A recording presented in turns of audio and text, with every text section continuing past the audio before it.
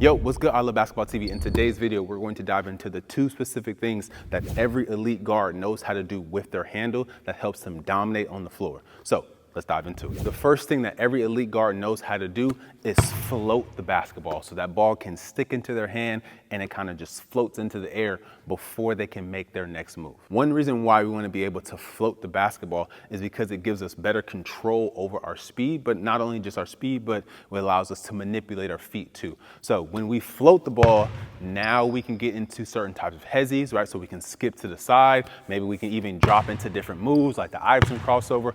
All that is made possible because we're actually able to float the basketball. If we're constantly dribbling the basketball as fast as we can, we're always going to have to play at that exact speed. So we have to play super fast. But when we're able to slow our dribble down and let that ball float, now we're able to manipulate certain things. We can shift our feet, we can shift our body, get into different moves, and be able to get past our defender because we're giving them a different look. On top of being able to control ourselves, our feet better, we're also able to control the flow of that possession when we have the ball in our hands a whole lot better as well. Like I said, when we're nice and low and we're constantly dribbling the ball super fast, that possession, or that at least that moment in that possession, is going to feel super sped up. Especially when that defense pressures up on you, you're probably going to dribble a whole lot faster because now you feel that pressure, you want to escape or make a decision, but you're dribbling at 100 miles per hour. When we slow our dribble down, and now we can actually float the basketball a little bit, now that possession feels a little bit slower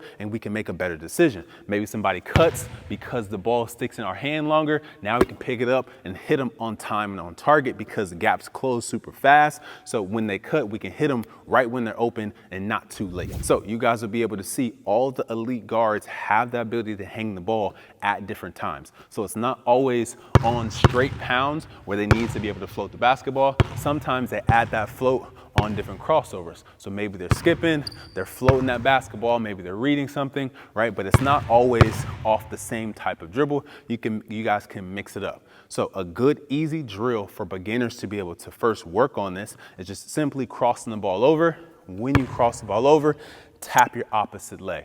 When you tap the opposite leg, you don't want to tap it fast, so you don't want to try to go super quick. You just want to be able to cross the ball over, let that ball float in your hand, kind of stick into your hand, tap your leg, then cross that ball back over, take your hand again, tap that opposite leg. So you're just going back and forth, tapping your leg, nice and easy. You don't need a lot of extra equipment, no equipment at all, just a little bit of space. You and a basketball, this drill will be perfect for you. You guys can also mix this drill up and go behind the back, between the legs, whatever you guys want to do to make this drill work for you, you guys can do that. If you guys are just a little bit more advanced, meaning that drill is just slightly too easy, you guys can advance this in a small way, just double tap that same leg, right? So if I'm crossing over from left to right, when I cross, I'm gonna tap my right leg twice and be able to just do the same thing, which is going to cause me to have to float that ball even longer in this hand. So it's super simple, just tap that leg twice and then cross that ball over. So a quick tip to help you guys really work on this and get better at it is let that ball kind of rotate in your hand as you cross the ball over.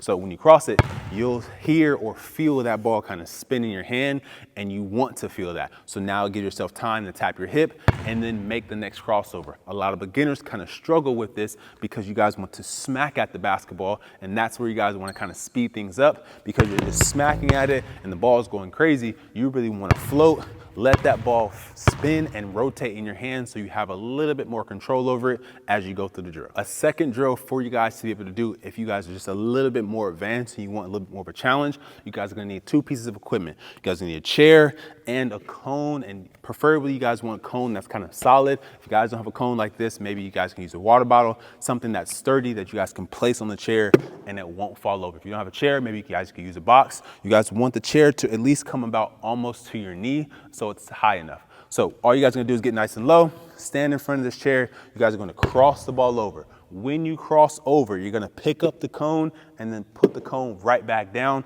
That all happens when the ball is floating in this hand. So let's say the ball is in my left. I want to cross to my right, pick up, put it back down, cross again, same thing, pick up, put it back down, and then repeat that all the way through the drill. So you guys are gonna force yourself to have to float that basketball enough time to give you guys a chance to pick up the cone and then put it right back down. So the same thing as our last drill, you guys can mix up the moves with it. So you don't always have to cross the ball over in front. You guys can go between the legs, behind the back, whatever feels comfortable for you guys or whatever you're specifically trying to work on. So let's say I want to go between my legs. Same thing, I go between from left to right, pick it up, put it back down with that left hand, ball's in my right hand, going between from right to left, pick it up, put it down with my right hand, and I just do that same thing all the way through the drill. So the second thing every elite guard knows how to do is pocket the basketball. When we pocket the basketball, all we're doing is pulling the ball back, and it's a big manipulation of the basketball. So say I'm facing this way, I take that bounce.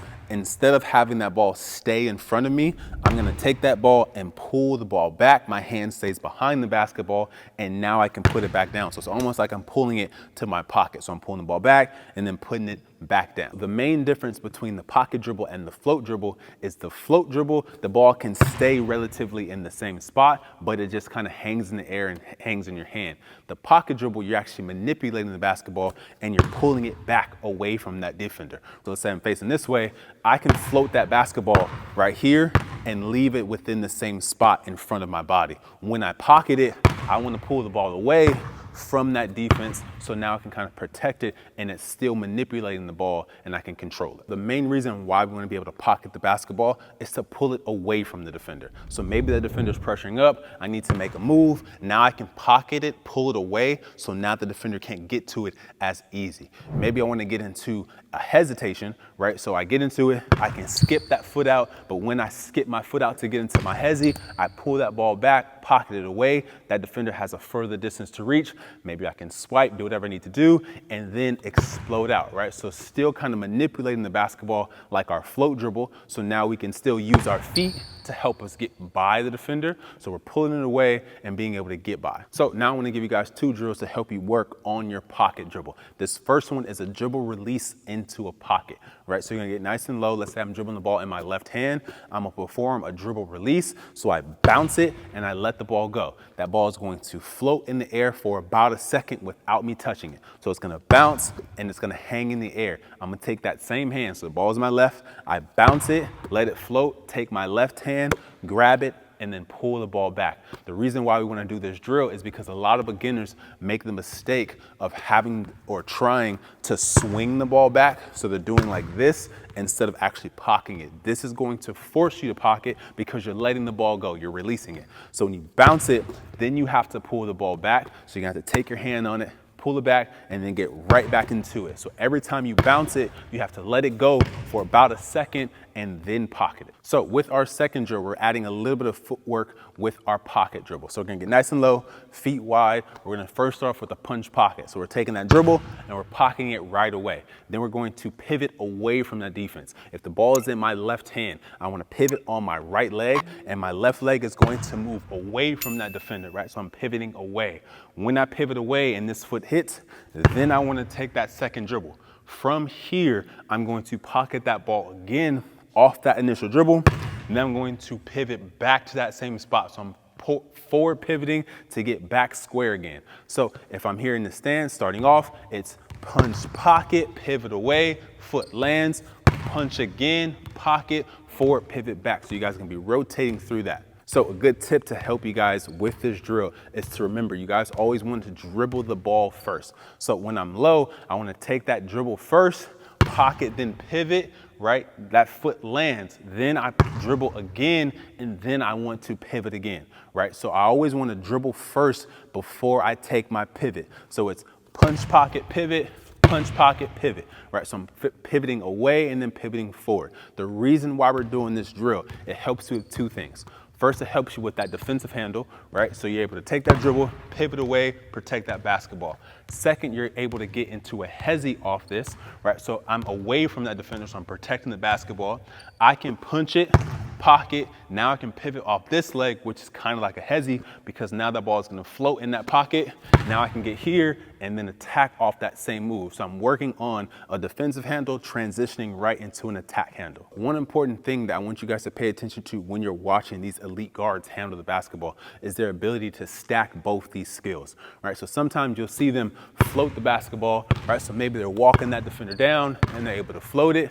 After they're floating it, maybe they might punch, drop, get into a hezzy, then pocket the basketball and then get by. Maybe they're attacked off that hezzy and now they stop, pull that ball back, and now they're getting into that float dribble, right? So just your ability to stack these skills in different ways, control your pace, transition from a defensive handle to an attack handle, and maybe even vice versa. So you guys need the ability to be able to do both. Most players only have a good handle, not a great handle. And the difference is a good player only has about one, maybe two of the handle types. A great player has all four. If you guys want to learn more about the handle types, take our free handle type quiz, learn what your specific handle type is, and we'll also send you guys a free workout on top of that.